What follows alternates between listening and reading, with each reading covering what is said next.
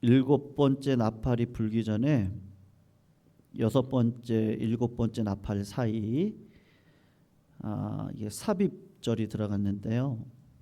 10장하고 11절이거든요. 11장. 이제 11장입니다. 1절에서 6절까지. 요한계시록 11장 1절에서 6절까지요. 우리 교독으로 읽겠어요. 11장 1절 제가 먼저 읽습니다.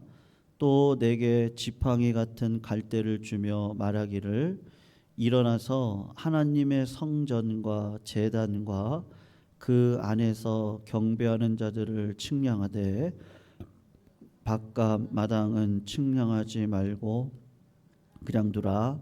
이것은 이방인에게 주었은즉 그들이 거룩한 성을 42달 동안 짓밟으리라. 내가 나의 두 증인에게 권세를 주리니 그들이 굵은 베옷을 입고 1260일을 예언하리라.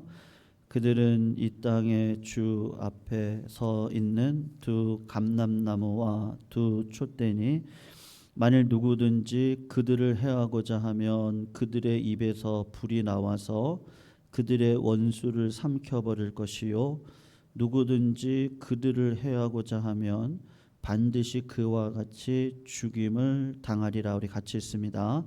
그들이 권능을 가지고 하늘을 닫아 그 예언을 하는 날 동안 비가 오지 못하게 하고 또 권능을 가지고 물을 피로 변하게 하고 아무 때든지 원하는 대로 여러 가지 재앙으로 땅을 치리라. 아멘.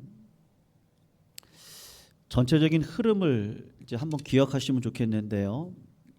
여섯 번째 나팔이 불리고 난 다음에 일곱 번째 나팔이 불리기 전에 이 막간이 진행이 되어지고 있는 상황 가운데 우리가 지난 수요일 날 살펴보았던 막간의 첫 번째 내용은 마치 예수님 같이 굉장히 강한 천사가 그 펴져 있는 두루마리 책을 들고서 이 땅 가운데 내려왔습니다. 기억나시죠? 그리고 사도 요한에게 뭐라고 얘기했어요? 그 책을 가져라. 그렇게 이야기를 했습니다. 그리고 가지니까 뭐라고 천사가 얘기를 했어요? 그 말씀을 먹어라. 이렇게 이야기를 했단 말이에요. 그러니까 먹으니까 어떻게 됐습니까? 우리 지난 10장에 살펴보니까 입에는 달았는데 속으로 들어가니까 굉장히 썼다. 그렇게 이야기를 합니다. 그리고 난 다음에 그 말씀을 먹은 백성들이 이 땅 가운데 살아가면서 이제 해야 될 일들에 대해서 이제 11장에 가면 이야기를 하고 있는 거예요. 여러분, 마지막 나팔이 불리며 되면 이제 최종 심판이 임하게 된단 말이에요. 그 전에 여섯 번째 나팔이 불려지고 그러면 예수 믿는 사람들은 어떻게 살아가지? 이 고난의 때에 그것을 이제 보여주고 싶어 한단 말이죠. 그래서 제가 늘 말씀드리지만 그러니까 일곱 번째 인이 띄어지잖아요. 일곱 인이 띄어지고 그리고 이제 반복이 되어지는 거예요. 일곱 나팔이 불리고 그리고 마지막으로 일곱 대접이 있거든요. 요한계시록에는 딱 그렇게 돼 있어요. 뭐가 있다고요? 일곱 인. 우리 이거 계속 살폈어요. 인이 띄어지면 이제 심판이 임하는 거예요. 마지막 인이 띄어지면. 그거로 설명이 부족해서 반복적으로 일곱 나팔을 가지고 또 설명을 하는 거란 말이에요. 그리고 이걸로도 부족하니까 하나님은 성삼위일체, 완전체는 삼이잖아요. 그러니까 세 번, 일곱 번째 대접을 통해서 최종적으로 심판이 이 땅 가운데 임할 것에 대한 이야기를 요한계시록은 설명을 하고 있단 말이에요. 그러는 가운데 항상 여섯 번째 인이 띄어지고 일곱 번째 인이 띄어지기 전에 하나님께서 그러면 믿음의 백성들은 어떻게 하느냐? 그 이마에다가 인을 치잖아요. 그게 우리가 지난번 아주 옛날이긴 하지만 일곱 번째 인이 떼어지기 전에 하나님의 백성들을 하나님이 지키신다. 그게 막간으로 들어갔단 말이에요. 여섯 번째와 일곱 번째 인에. 그러니까 오늘도 똑같은 거예요. 여섯 번째 나팔이 이미 불렸어요. 그리고 일곱 번째 나팔이 불리기 전에 궁금하잖아요. 하나님의 백성들은 그러면 그 고난의 때에 어떻게 살아갈까? 하나님이 어떻게 지키실까? 그거에 대한 이야기를 할 때 여섯 번째 나팔이 불리고 난 다음에 보여주는 게 뭐냐면 하나님의 백성들은 이 고난의 때 뭐를 먹고 사는 거예요? 말씀을 먹고 사는 거예요. 세상 사람들은 그거 몰라요. 말씀의 맛을 몰라요. 그러니까 세상 사람들은 어떻게 하죠? 여행이 나쁜 건 아닙니다만 여행도 중독이거든요. 그 요새 청년들 다는 아니겠는데 그 어느 정도 일을 하다가 그럼 그 돈을 벌어 가지고 어디를 가죠? 여행을 가요. 그리고는 또 와서 또 돈을 벌어요. 그리고 또 어떻게 해요? 여행을 가요. 뭐 결혼도 뭐 하고 싶지도 않고 그냥 돈 벌면 그러니까 내가 하고 싶은 거 하고 싶은 거죠. 근데 뭐 내가 여행이 절대로 나쁜 거 아니거든요. 근데 그 여행을 계속 하면 할수록 어떤 마음이 드는지 아세요? 이게 현실 세계에 오면은 못 견뎌야 하는 거예요. 때로는 직장 생활을 하면서 구박도 받아보고 고난도 경험하고 어려움도 뛰어넘으면서 어떤 성취도 경험하고 그리고 뭐 결혼도 하고 애도 낳아보고 애를 키워가면서 인간의 한계를 느껴보기도 하고 그러면서 인생을 이렇게 꾸준히 이렇게 가는 거거든요. 근데 성도님들 이 코로나가 아니었으면요 아마 굉장했을 거예요. 근데 코로나가 있고 그리고 그나마 이제 막 전국도 막 우리나라 시국이 지금 굉장히 어렵잖아요. 물론 자영업자들이 굉장히 힘들어 할 때입니다. 굉장히 파산하시는 분들도 많고 여러 가지 어려움들이 많으신데 자꾸 세상은 뭐라 그러죠? 버킷리스트를 만들어 놓고 야 누려봐. 세상 곳곳을 다녀봐. 아니면 어떻게 하라 그래요? 젊을 날 돈을 좀 많이 모아봐 라든지. 이게 나쁘다는 건 아니에요. 여러분 어떻게 물질이 나쁘겠어요? 저도 우리 성도님들이 물질에 어려움이 없었으면 좋겠어요. 그냥 고난이 없었으면 좋겠어요. 그런데 우리 인생이 그러느냐 이거죠.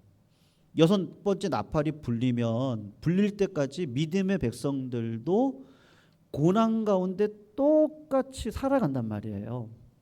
예수 믿는 사람의 사업이 안 어렵습니까? 꼭 그렇진 않거든요. 똑같이 어려운 거예요. 아니 나라 경제가 흔들리면 예수 믿는 분들도 어렵죠. 예수 믿는 분들은 뭐 병이 안 걸립니까? 그렇지 않아요.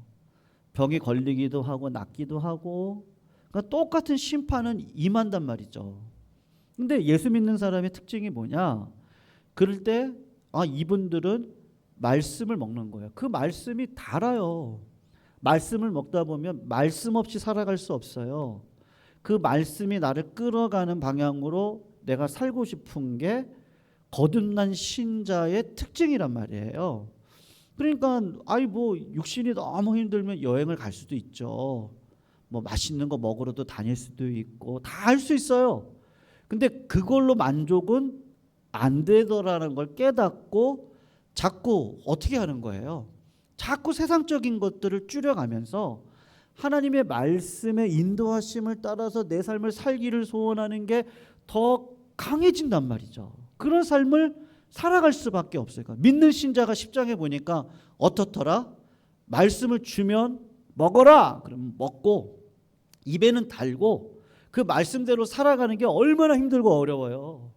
내가 부인 되어지고 내 짐 지기도 바쁜데 남의 죄짐까지 지고 같이 걸어가려고 하니까 남의 죄짐까지도 같이 기도해야 되고 나라를 위해서도 기도해야 되고 우리 가족 하나 챙겨가고 살아가는 것도 어려운데 교회 공동체도 챙겨야 되고 내 이웃도 챙겨야 되고 그 십자가를 지고 걸어가는 게 그렇게 쉬운 문제가 아니란 말이에요. 그러니까는 입에는 굉장히 써요. 근데 그 쓴 거를 먹으면 어때요? 여러분 쓴박이 아시죠? 쓴박이. 예전에는 어릴 때 그게 무슨 맛인지 몰랐어요. 그 쓴박이가요. 근데 쓴박이를 먹다 보니까 아 건강해지겠구나. 현미가 뭐가 맛있어요? 네. 당귀 뭐 이런 게 뭐가 맛있어요? 그런데 이게 나이가 들어갈수록 이 입에 단 것보다는 내 몸이 쓰더라도 이렇게 건강한 걸 먹는 게 훨씬 더 유익하다는 걸 알잖아요. 그러니까 말씀 자체가 굉장히 치료제란 말이에요. 그러니까 이 치료제를 먹고 살아간단 말이에요. 근데 그거에 대한 이야기가 10장에 나와 있단 말이죠. 그리고 이제 11장을 가면은 그 작은 책을 먹어버린 결과로 그 사도 요한이 예언을 하는데 크게 두 가지 내용으로 되었거든요. 첫 번째가 뭐냐면은 이제 성전을 측량을 하는 거예요. 그리고 두 번째가 뭐냐면 두 증인이 등장하는 사건이 있거든요. 근데 이거는 같은 사건이란 말이에요. 그러니까는 여러분 교회가 교회되기 위해서는 첫 번째로 해야 될 일이 있는데 그게 뭐냐? 아니면 성도님들이 내가 믿음의 사람으로 살아가려고 하시면 첫 번째로 해야 될 일이 있는데 그게 뭐냐면 측량하는 일을 먼저 하셔야 되는 거예요. 누구를 측량하는 거예요? 지금 오늘 본문을 보시면 여러분 한번 보세요. 1절을 한번 보시면 이렇게 얘기하거든요. 또 내게 지팡이 같은 갈대. 여기 나는 누구겠어요? 사도 요한인데 요한이 지금 뭐를 먹은 상황이에요? 하나님의 말씀을 먹고 말씀의 힘으로 하나님께서 원하시는 게 있는데 그게 뭐냐면 갈대를 주는 거예요. 그 갈대 아시죠? 이렇게 흔들리는 갈대. 그걸 주시면서 말하기를 뭐라고 했냐면 야 일어나라 그렇게 얘기를 하는 거예요. 그리고 뭐라 그러죠? 하나님의 뭐요? 성전과 제단과 그 안에서 경배하는 자들을 어떻게 하라 그래요? 측량하라고 이야기를 하고 있단 말이에요. 측량을 하래요. 사도 요한한테 지금 뭐를 얘기하냐면요. 우리가 지금 이 땅에 지금 교회가 얼마나 많아요? 그 교회를 측량하래요. 그리고 이 제단, 이 말씀의 제단에서 복음이 증거가 되는지를 측량하래요. 그리고 그 복음을 듣는 여기 있는 백성들의 그 마음을 측량을 하래요. 그 측량이 이루어지고 난 다음에 그 측량에 합하게 되면 그때부터 어떤 일을 하는 거예요? 증인의 역할을 감당할 수 있도록 하나님이 힘과 권세, 그 입술에 그 말에 힘을 주시는 거예요. 증인된 삶을 살아가도록 이 땅에 그런 믿음의 백성들을 하나님께서 어떻게 하신다? 감찰하신대요. 감찰하신대요. 하나님이 역대상인가 한가요? 역대기를 보면 하나님이 하늘에서 두루 감찰하세요. 어떤 자들을? 하나님을 전심으로 찾는 자들을 두루 감찰하셔서 나를 전심으로 찾는 자에게 하나님이 내려가셔가지고 그와 함께 하신다. 그런 이야기를 하거든요. 그러면서 측량을 하는 기능이 뭐냐? 2절을 보시면 이게 구별을 하는 거예요. 양과 염소를 나눠요. 한번 보세요. 2절을 한번 보세요. 뭐라고 나오죠? 성전 바깥마당은 어떻게 하래요? 측량하래요? 하지 말래요? 하지 말래요. 그리고 그냥 두래요. 그러면서 하는 말이 뭐죠? 이것은 이방인에게 주었은즉 그들이 거룩한 성을 42달 동안 짓밟을 것이다. 이렇게 얘기해요. 여러분 측량을 하면서요. 성전과 바깥들을 나누는 거예요. 그러니까 여러분 측량의 중요한 그 기능이 뭐냐? 구별을 시키는데 예수를 믿는 자들과 믿지 않는 자들을 이렇게 구별해내는 역할을 지금 하고 있다는 말이에요. 여러분, 예수님이 이 땅 가운데 오셔서 누구를 가장 많이 혼냈어요? 사복음서를 보시면 누구를 가장 많이 혼냈죠? 기억나세요? 제가 힌트를 드릴게요. 바로 시작해요. 누구예요? 예수님이 바리새인들하고 그렇게 많이 싸우셨어요. 신기하죠. 바리새인들은 회당을 지은 사람들이에요. 생각해 보세요. 11조를 낼 뿐만 아니라 뭐까지 내냐? 유향. 그러니까는 뭐라고 할까요? 지금식으로 하면요. 내가 가지고 있는 향수의 10분의 1까지, 그때는 향수가 중요했을 때니까. 그러니까 이분들은 헌금을 어느 정도 하시느냐? 11조만 23.3%를 하시는 분이에요. 그리고 이웃을 위해서 나머지 한 7%에서 10%를 늘 떼요. 그러니까 그렇게 살아가시는 분들이에요. 우리가 볼 때는 굉장히 괜찮으신 분들이에요. 근데 예수님이 볼 때는 그들이, 예수님이 오셔가지고 이게 딱 구별을 하시는 거예요. 구별을. 예. 사도 요한처럼, 여러분 요한복음 1장에 보면 뭐라고 나오죠? 태초에 말씀이 계시는데 그 말씀이 하나님과 함께 하셨는데 그 말씀이 곧 하나님입니다. 그렇게 이야기한단 말이에요. 그 요한복음 중간에 가면 뭐라고 얘기하죠? 오병이어의 기적을 베푸시고 난 다음에 예수님이 뭐라고 선포하시느냐? 나는 하늘에서 내려온 산떡이다고 얘기를 해요. 그러면서 나를 먹지 않고는 영생에 이를 자가 없다라고 이야기를 한단 말이에요. 그러니까 여러분, 사도 요한이 오늘 본문 10장에서 그 책을 하나 먹는데 그게 말씀이란 말이에요. 뭐를 먹은 거예요? 예수를 먹은 거예요. 예수를. 예수님을 먹고 예수님의 관점에서 성전을 측량하는데 딱 보니까 정말로 하나님을 믿는다고 하는 바리새인들은 하나님을 정말로 믿고 있잖아요.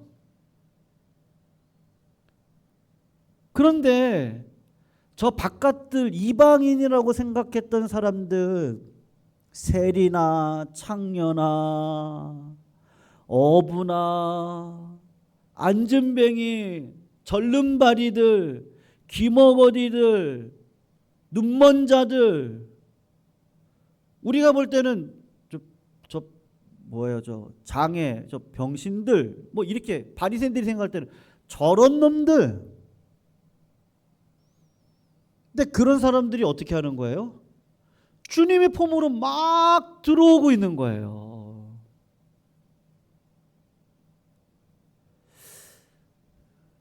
여러분, 이게 좀 의미심장한 얘기인데요. 바리새인들은 안식일이 되면 하나님의 말씀을 지키겠다고 하는 열심을 가지고 일을 하지 않았어요. 그 일을 하지 않는 기준을 자기네들이 어떻게 정했느냐 하면 1km까지만 걸을 수 있어요. 안식일 날. 그 본인이 정한 거예요. 안식일의 주인은 하나님이시잖아요. 그 예수님이 안식일에 병자를 고쳐요. 근데 바리새인들이 와가지고 막 시비를 거는 거예요. 안식일에 일을 하면 어떡하냐고. 안식일에 저 병자를 고치고 손 마른 자를 고치면 어떻게 하냐. 그래요. 그러니까 자기들이 가지고 있는 율법과 전통으로 내 이웃을 판단해요. 그러니까 바리새인들은 그래요. 근데 그 판단의 기준이 뭐냐? 안식일 날 1km만 걷거든요. 여러분, 솔로몬 성전이 지어지면 딱 우리 교회 사이즈예요. 성전은. 성소와 지성소가 딱 이 사이즈예요. 한 70평 정도 돼요. 근데 성전의 그 뜰, 동쪽으로 뜰이 있고 서쪽으로 뜰이 있고, 그러니까 성전을 이렇게 만들면 뜰이 이렇게 양옆으로 이렇게 쭉 있어요. 근데 그 뜰, 즉 오늘 보면 구별을 하잖아요. 그 뜰을 구별을 해서 이방인들에게 밟도록 하잖아요. 근데 그 뜰의 길이가 얼마냐? 양 좌우로 1km씩이에요. 다 합치면요. 그러니까 성전 뜰을 밟을 만큼만 걸어라. 그러니까 바리새인들이 자기 마음대로 정한 거예요. 안식일 날. 그 성전 뜰을 다 이렇게 계산을 해보니까 1km 정도 되는 거예요. 그러면 안식일 날 1km만 걸으면 일하는 거 아니겠지, 이렇게 생각을 한 거예요. 그리고 자기들은 열심히 하나님을 섬긴다고 하는데 어떻게 섬기는 거예요? 예수 그리스도의 말씀을 먹고 섬기는 거 아니고, 그 예수님은 제쳐놓고 어떻게 하는 거예요? 이방인의 뜰만 계속 밟고 있는 거예요. 누가? 바리새인들이요. 말씀이신 예수님이 와가지고 딱 봤더니 성전 안에 바리새인들은 있지 않는 거예요. 성전을 재보고 제단을 재보고 그 안에 있는 성도들을 이렇게 갈대로 딱딱 재봤는데 그 안에 바리새인들은 없고, 바리새인들은 어디 나가 있어요? 이방인들이 밟도록 되어져 있는 그 이방 그 바깥 뜰에 나가가지고 그 땅을 밟으면서 누구를 판단하고 있어요? 이웃들을 판단하고 있는 거예요. 말씀이 이렇게 고리가 맞아져요. 참, 그런 사람은 증인으로 못 살아가죠. 살아갈 수가 없어요. 아마 바리새인들은 나는 복 받았다? 근데 무슨 복을 받은 거예요?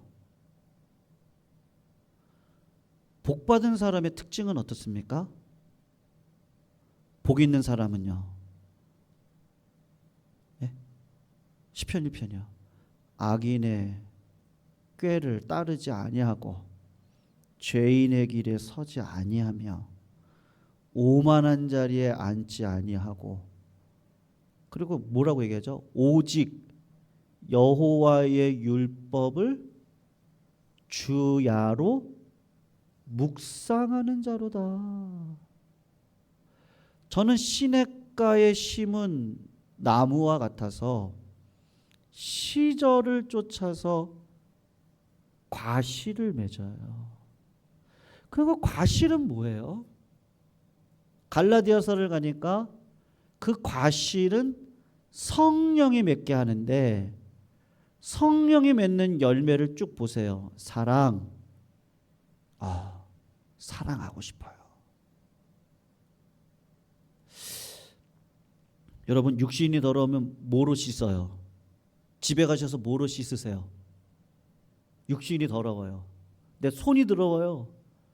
발에서 그 꼬랑내가 나요. 뭐로 씻으세요? 물로 씻죠? 왜 물로 씻으세요? 저기 퐁퐁으로 씻으면 안 돼요? 아니면 그 뭐예요? 그 화장실에서 쓰는 거 있잖아요. 락스로 씻죠 뭐. 우리는 그냥 본성적으로 알아요. 내가 더러우면 뭘로 씻어요? 물로 씻잖아요. 근데 영혼이 더러우면 뭘로 씻어야 돼요? 영혼이 더러울 때 예수의 피로 씻어야 돼요. 그 이상한 게 아니에요.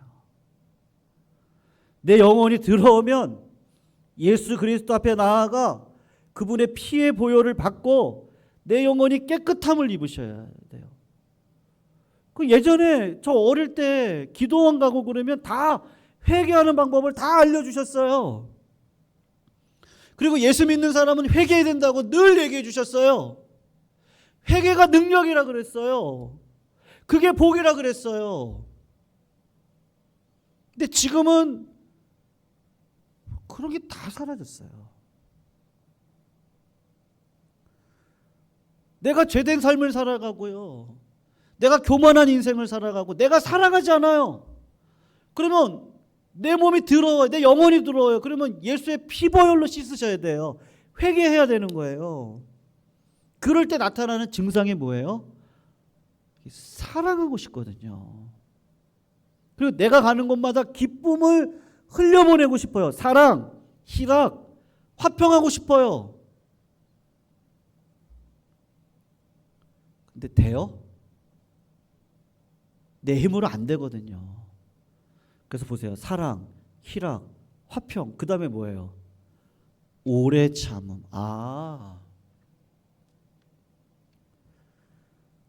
내가 가는 곳마다 화평하려면 내가 이게 오래 참아야 되는구나. 사랑, 희락, 화평, 오래 참음. 근데 오래 참다 보니까 내 마음에서 막 울그락불그락해요.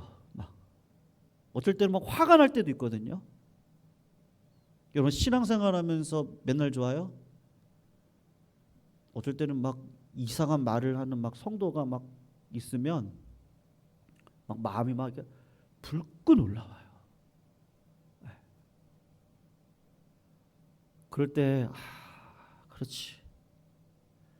나는 마음이 온유하고 겸손하니 예수님의 그 자비, 나한테 부족한 게 내가 내 마음이 미움과 분노로 가득 차 있구나. 이거를 성령의 불로 태워야 되는구나. 그래서 또 회개 자리로 들어가는 거예요. 사랑, 희락, 화평, 오래 참음, 자비, 양선, 언제나 선하고. 이 신앙이라는 게 하루아침에 끝나는 게 아니라 충성. 그 충성의 삶을 살아갔던 분이 누구지? 온유. 그리고 어떻게 하는 거예요? 내가 절제해야 되는구나. 내가 가졌다고 자랑할 것도 없고 없다고 자존심 상할 것도 없고 하나님이 나에게 주신 복을 가지고 내가 예수님처럼 어떻게 하나님을 사랑하면 이웃을 사랑하는 자리로 들어가는데 내가 부인되어지고 십자가를 지는 그 일은 성령의 열매로만 가능한데 내가 그걸 어떻게 살아가지? 그런 고민이 드는 거예요. 근데 이방 뜰에 있는 사람들은 어때요? 그런 고민을 안 해요. 나는 복 받았고 저놈들은 죄인이고 나는 하나님의 자녀고 저 사람들은 지옥 갈 사람들이고 나는 축복받았고 저 사람들은 저주받았고 자꾸 갈라내는 거예요. 네. 갈라내는 사람이 어떻게 증인의 역할을 감당하겠어요? 그러니까 하나님이 재시는 거예요. 그분의 마음을 내시는 거예요. 네. 너는 희생할 마음이 있니? 아니면 그것 가지고 나 이런 사람이에요 자랑만 하니? 사도 요한 오래 살았거든요. 왜 오래 살게 하셨겠어요? 하나님의 역사를 봐야 돼요. 그 사람이 증언자로 서야 되거든요. 그러니까는 초대교회 때 얼마나 고난 가운데, 그러나 그 고난 가운데 하나님이 그 백성들을 어떻게 지켜가셨는지 사도 요한이 그 모든 것들을 다 일일이 두 눈으로 확인했어요. 본인도 고난 가운데 있었어요. 근데 하나님의 계시 가운데 하나님의 놀라운 위로를 받았단 말이에요. 그런 자가 나는 다른 사람들보다 예수 잘 믿어서 이렇게 건강한 거예요. 그렇게 자랑할 수 있겠냐고요. 그럴 수 없죠. 하나님이 나에게 건강을 주셨다면 이유가 있어요. 하나님이 나에게 고난을 주셨다면 이유가 있어요. 하나님이 나에게 부유함을 주셨다면 이유가 있고 하나님이 나에게 가난함을 주셨다면 이유가 있는 거예요. 내게 능력 주시는 자 안에서 내가 모든 것을 할 수 있거든요. 그럼 믿음이에요. 그 믿음을 제시는 거예요. 구별이 일어나요. 어떤 사람은 아직도 눈이 안 열렸어요. 그래서 누구를 자랑해요? 나를 자랑하는 거예요. 나. 바리새인들이 누구예요? 다 나를 자랑하고 있어요. 그러니까 예수님이 오셔가지고 측량을 하시는데 야 너희들 그러면 안 돼. 누구를 자랑해야 되는데요? 하나님을 자랑해야죠. 역사 속에 계신 그 주님이 우리의 죄악된 짐을 지시고 십자가에 달려 죽으심으로 죄의 싹슨 사망인데 그 사망의 증상을 이 땅 가운데 경험하고 살아가는 자들에게 오직 예수님만이 소망이신데 그 예수님만을 증거할 수 있는 사람의 특징이 뭐예요? 이 모든 것을 은혜로 아는 자들이죠. 은혜로 아는 자들이에요. 그 자들은 하나님 보실 때 어떤 자들이에요? 제단 안에 들어가 그 제단 앞에 내 몸을 온전히 올려드릴 수 있는 그 사람. 네. 측량하셔서 어떻게 하는 거예요? 하시는 거예요. 그러니까 여러분 한번 3절을 보세요. 그 증인이 하는 일이 뭐예요? 내가 나의 두 증인에게 권세를 주니니. 그들이 날마다 하는 일은 뭐예요? 굵은 뭐를 입었어요? 베옷을 입었다니까요. 아니 내 힘으로 할 수 없습니다. 날마다 예수의 그 보혈의 피로 내 영혼을 깨끗하게 씻어내요. 그리고 하나님의 능력으로 1260일 동안 예언을 하는 거예요. 어떤 분들은 이 두 증인이 누구냐? 모세와 엘리야라고 해석하시는 분들이 있어요. 예, 요한계시록에. 그거 아니에요. 두 증인은 누구예요? 우리 성도님들이시에요. 예. 그러니까 여러분 오늘 말씀이 우리들에게 주는 교훈이 있어요. 나를 보세요. 나를. 내 자신을 보시고 내가 진짜 누구를 자랑하면서 살아가고 있나. 예. 그리고 더러우면 물로 세수를 하고 물로 온몸을 씻겨내듯이 이 땅 가운데 사라진 능력이 뭐예요? 그 피보혈의 공로를 의지하고 날마다 내 영혼을 깨끗하게 씻어내시는 일. 이거를 하루라도 멈추면 어떻게 돼요? 어느 순간 나는 덕지덕지 그 더러운 영혼을 가지고 성령을 쫓아 살아가는 게 아니라 마귀의 그 영을 쫓아 살아가면서도 어디 안에 들어와 있어요? 교회 안에 들어와 있다고요. 근데 교회 안에 들어와 있는데 하나님이 보실 때는 어떤 거예요? 그럴 수도 있는 거죠. 제가 새벽에 한번 말씀드린 적이 있는데 현신의 권사님이라고 옛날에 계셨어요. 대구 분이신데 이분은 기도만 하면 치유의 은사가 있었어요. 그러니까 많은 분들이 다 대구로 달려갔어요. 그분이 기도하면 낫거든요, 다. 그러다가 이분이 굉장히 유명해졌어요. 그래서 서울에다가 집을 하나 마련해서 서울로 거처를 옮겼어요. 그러니까 더 많은 사람들이 왔었어요. 그리고 우리가 알고 있는 아주 유명한 교회들 다 간증하러 다니고 치유하러 다니셨어요. 그분의 책에 나와 있는 내용이에요. 제가 꿈을 꿨어요. 근데 내가 죽었더래요. 그러면 주님의 얼굴을 뵌 거예요. 주님, 저 아시죠? 주님이 능력 주셔서 치유의 은사를 베풀었던 저 현신이에요. 아니, 현신이에요. 막 얘기를 한 거예요. 근데 주님이 너 모른다 그러시는 거예요. 주님 무슨 말씀이세요? 하나님의 위대한 종이었던 어느 교회, 그분이 세운 어느 교회 가셔서 어느 교회 제가 가가지고 그곳에서 많은 은사를 베풀었잖아요. 저 유명한 목사님이 세웠던 그 교회 가가지고요 제가 거기서 많은 치료를 베풀었잖아요. 그때 하나님이 하시는 얘기가 나는 그런 목사들도 모른다. 너도 모른다. 그리고 꿈에서 깬 거예요. 하나님의 은혜를 주신 거죠. 내가 이렇게 가다가 큰일 나겠구나. 오늘 새벽에 설교가 물 위를 걷는 베드로였거든요. 하나님이 물 위를 계속 걷게 하세요. 베드로가 물 위를 걸었어요. 근데 물 위를 또 걷나요? 베드로는 그런 일 안 해요.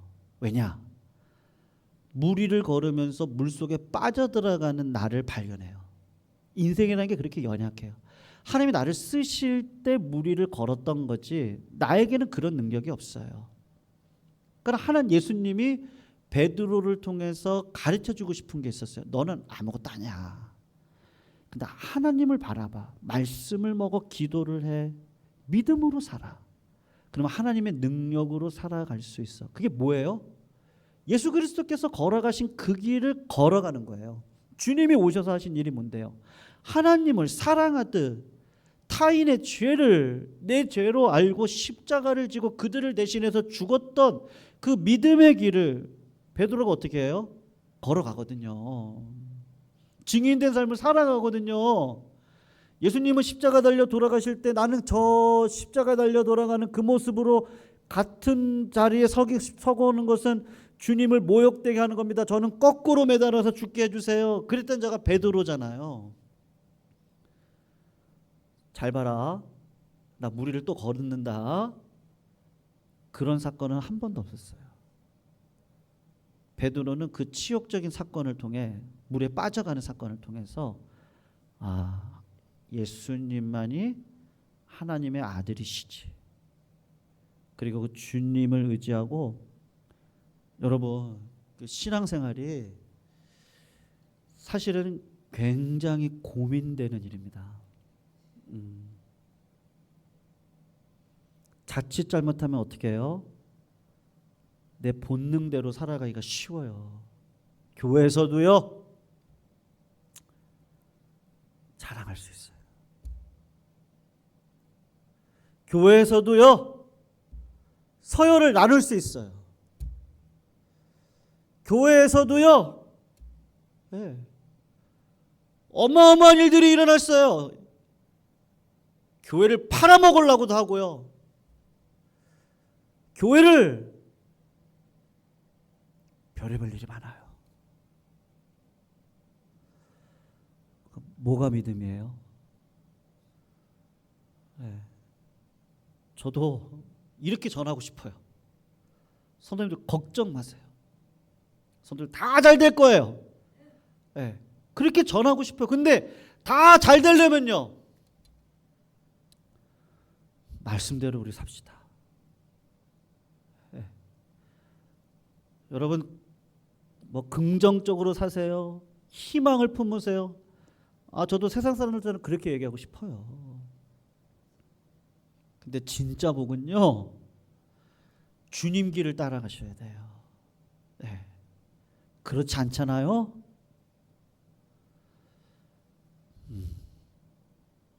그러면 진짜 어려워질 것 같아요. 그게 고민이에요. 뭐 방법 이런 거 저런 거 쓸 수 있어요. 저도요. 근데 그렇게 해가지고 뭐 한 2, 3년, 5, 6년, 10년 아니면 뭐 제가 은퇴할 때 뭐 그럴 수 있겠죠. 그런데 하나님이 주실 때까지 그 하나님을 날마다 경험하며 기다리고 또 기다리고 그러나 믿음을 놓치지 않고 하나님께서 원하는 삶을 내가 저버리지 않고 걸어가는 거 그것처럼 어려운 일은 없거든요. 근데 참 신기하죠? 내 힘으로는 안 되는데 하나님이 주시는 능력이면 가능합니다. 그게 믿음이에요. 신기하죠? 저는 여기에 1000만 명이 앉아 있는 것 같아요. 아멘. 어떤 권사님이 그러세요. 목사님은요 사람이 많던 적던 똑같으세요. 저는 그 칭찬으로 받아들였거든요. 목사님의 그 열정은요 정말로 그렇거든요. 정말로 그래요. 거짓말 아니라니까요. 정말로 힘이 있다니까요. 그러니까 힘이 막 나요. 그까짓 거. 주님도 십자가에서 죽으셨는데 이까짓 거. 그 성도님들 보면 막 소망이 생겨요. 한 분 한 분이 너무너무 귀해요. 정말로요. 한 분이 변화되면, 한 분이 예수 제대로 믿으면 진짜 그런 소명이 있다니까요.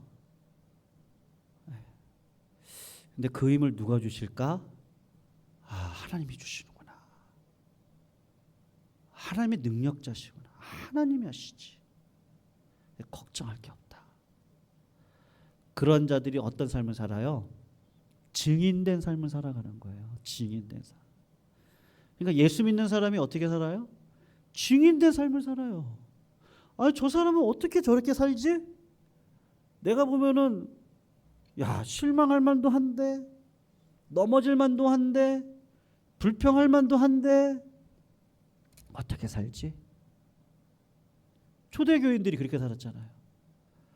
톱으로 썰어서 죽임을 당했어요. 막 기름에 튀겨졌어요. 막 불꽃과 같은 그 장작더미 위에 올라가 가지고 십자가 화형을 당했어요. 그러면서도 예수 그리스도를 부인하지 않았어요. 왜요? 진짜 하나님의 능력이 뭔지를 알거든요. 날마다 그 피보혈로 내가 씻음 받고 하늘의 능력으로 살았거든요. 이 땅은 나그네 삶이고 진짜 고향 가면 하나님과 영원히 살 것이거든요.